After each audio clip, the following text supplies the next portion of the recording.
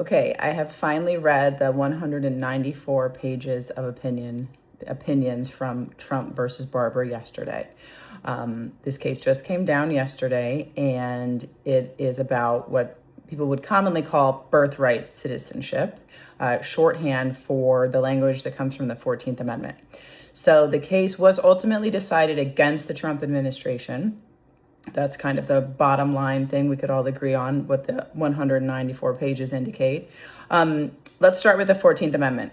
So in 1868, after the North won the Civil War, the 14th Amendment was ratified, and it says, in pertinent part, all persons born or naturalized in the United States and subject to the jurisdiction thereof are citizens of the United States and of the state wherein they reside. So that's the language. What happened was that Trump issued an executive order saying that there are two kinds of people for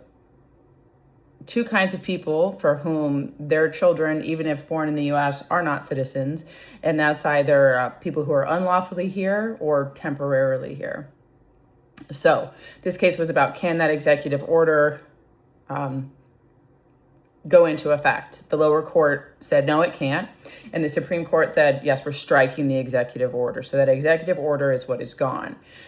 The opinions are very complicated. I think it's worth pointing out some things which I've already seen out in the media, which are not correct. So for example, Wikipedia says that this decision was 6-3.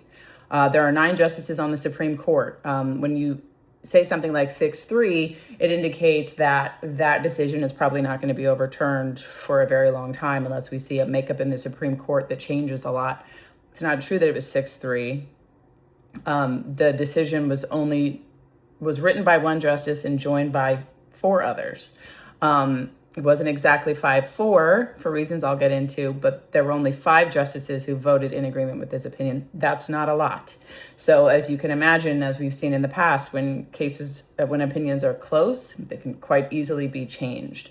So a lot of people are writing articles about how this is like a landmark decision and like these things are settled.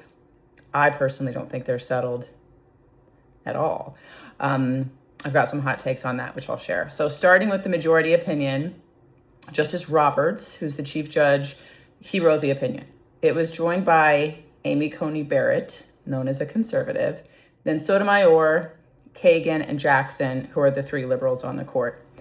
Very interesting from my perspective is the fact that Justice Barrett wrote nothing at all. So there's no opinion in these 194 pages that comes from Justice Barrett. I think that's for a reason. I think that in a different case on the same subject, she might vote differently. I think she voted only the way she did on this executive order, which I think was badly written. So maybe more on that later. Sotomayor wrote the first dissent that we see. Mainly what she did was she wanted to criticize Justice Thomas. So she issued some very personal attacks against him and how she thinks that he's wrong to be so focused on the rights of Black Americans above others, is essentially what she said. Justice Kavanaugh then wrote a concurrence and a dissent, which is pretty complicated legally. But again, hot take here, he would vote differently in a different case, and he made that clear. So what he said is that the executive order from the Trump administration does not violate the 14th Amendment, but it violates a 1952 statute, the INA. He said that the constitutional issue is not straightforward, much as we might want it to be. There was a case cited a lot in this decision called United States versus Wong Kim Ark, and that was about a person of Chinese descent that was born in the U.S. to parents who had been here a long time, but were not lawfully here. And if you go back and read that decision, the court does talk a lot about how the parents had been here a very long time. They were acting as if they lived here. So Justice Kavanaugh, his decision said that he thinks that case was ultimately wrongly decided. And I think his concurrence is the most interesting opinion in here. What he says is that this Wong Kim Ark decision from 1868 listed 4 exceptions to birthright citizenship. Mainly people born on foreign ships, to dignitaries and Indian tribes. And he's saying we should not be limited to that set. Essentially, I think what he's saying, but won't admit he's saying, is that he thinks it would be lawful if Congress were to say that someone that comes here for 2 days and has a baby, that baby shouldn't be an American citizen. I think that's kind of where he's at with it, and he won't come quite straightforward and say that's what he wants to see. He thinks that there should be additional exceptions, that the state of what we have right now, which is tons of illegal immigrants in the U.S., that was not something that was contemplated in 1868, let alone before that. So, I'm sorry, wonky mark was 1898. So it was 30 years after the 14th Amendment. So his point of view is that just because there were some rules made in 1898, we shouldn't be totally limited by those rules. We should continue to analyze the Constitution in line with what we're seeing in modern day. He specifically said, if Congress amends this statute passed in 1952 or otherwise enacts another statute that creates new exceptions along the lines of the executive order for children born to foreign citizens unlawfully or temporarily in the country, such a statute as I see it would pass constitutional muster. So that is a straightforward invitation to Congress to pass some legislation, which he's saying that he would say is okay. Keep in mind, he's the fifth vote on this. So if that happened, this opinion would be radically changed. The state of the law would be radically changed if Congress does what Kavanaugh is inviting them to do. Moving on to Justice Thomas's dissent, it is one of the longest dissents I have ever read in my entire life. And what he is trying to do in his dissent is to say to the majority, you have the history wrong. So in a nutshell, he's saying the history you give is wrong. So for example, I saw some articles today, one was posted by the ABA, where they said they were applauding the decision and saying this decision is in line with 100 years of precedent. Really interesting to me to call it 100 years of precedent when the 14th Amendment has been around since 1868, not just for the past 100 years. Justice Thomas's point is that if we look at the historical passage of the 14th Amendment and the first 100 years of its existence, we see that the majority is wrong and that their view of birthright citizenship is incorrect. So if you're interested in that history lesson, you should read it. As I indicated, very, very, very long. I'm going to quote from one portion of it, which I think kind of captures what he was trying to say. There is a simpler interpretation of the text that was expressly endorsed by those closer in time to ratification. Children born to diplomats, hostile alien occupiers, and Indian tribes were not citizens because they were not subject to the complete jurisdiction of the United States. For the same reason, the children of foreign temporary visitors, who were also not subject to the complete jurisdiction of the United States, were also not citizens. He goes on to say that the court, in their majority opinion, ultimately denigrates the evidence in support of my position as scant. I see it differently. The court cites little evidence from the Reconstruction Congress that gave us the Citizenship Clause, and its other 19th century evidence is slim in comparison. As for the evidence in support of my position, it is substantial. Representative Bingham, the architect of the 14th Amendment, believed that the Citizenship Clause would not apply to the children of temporary visitors. Senator Trumbull, the principal champion of the amendment, agreed. Jacob Howard, who introduced the Citizenship Clause, agreed. Congressman after congressman during the legislative debates agreed. Congress in 1870 agreed. President Grant's Attorney General agreed. President Grant's Attorney General before that agreed. The Supreme Court in 1873 agreed. State legislatures agreed. Executive branch decision makers over the course of multiple decades agreed. Justice Miller agreed. Thomas Cooley agreed. A battery of other eminent scholars agreed.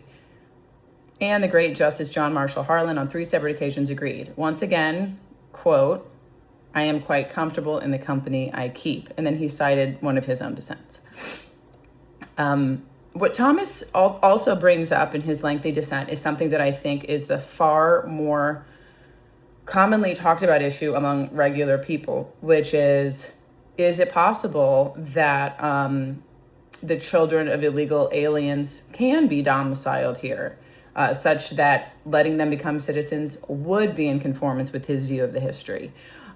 He says the plaintiffs in Trump v. Barber were not domiciled here. There's some debate about that. I tried to read up on what were the details about these actual plaintiffs. like how long had they been here and were they acting like they lived here, things like that. And I found it hard to find. I might do some more deep digging on that. I think what I have found in my discussions with people is that the majority of people agree that if a family has lived here for a very long time, even though they might not have status, that children born here should be citizens.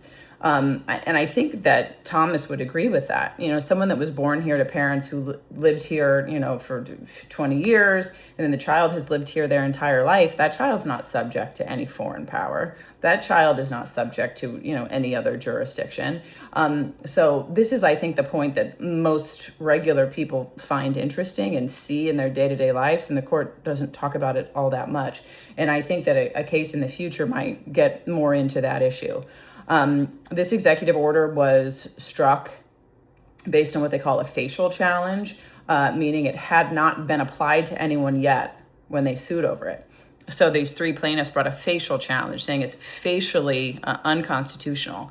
Some of the dissenters make the point that we shouldn't have taken a facial challenge, and even if we did, that it passes facial muster. Basically, there are circumstances under which this executive order could be applied to someone and it wouldn't be unconstitutional as applied to them. And so, for example, you can think of, again, I think I said this earlier, someone who comes here for the express purpose of giving birth and then leaves. So, for example, someone comes from China and wants to have a U.S. citizen child for possibly nefarious reasons, and then leaves the very next day. I think that the executive order as applied to that person, I think you might be able to get 5 justices to say, as applied, that doesn't violate the 14th Amendment. Justice Alito's dissent, in my view, is really well written. I think easier to follow and understand than Justice Thomas's. Justice Thomas, like I said, really wanted to focus on here is all of the evidence and there's a lot of it. I think he wanted to do that. And Alito does a little bit of that too, but it's shorter. It's somewhat easier to read. He gets to the point a little bit more quickly. He is very unhappy about the opinion, says that he thinks it's taking the U.S. down a really bad road. And then the Gorsuch dissent is the final one, and this is where he pointed out that this is an as-applied challenge, like I talked about before, and this really, would look different if we could have an as-applied challenge. He agreed with Justice Thomas ultimately, so he joined in that dissent. He just wrote separately to write a little bit extra himself. I don't think much of Gorsuch's dissent. I don't think it adds much to any of the arguments. So again, I'll come back to what I think is really left unsaid, unwritten in these opinions, is that Justice Barrett wrote nothing. And that's very, very interesting to me. I will come out and admit Justice Barrett is my favorite. And when she doesn't write on a topic, I sit there and I think about what is it she's thinking? What would she do in the next case? What would she do in a different case? And what my prediction is that sometime in the next few years, we're going to see a different case on similar issues. And I think she might vote differently than she did this time. So that's my prediction. Thanks for listening.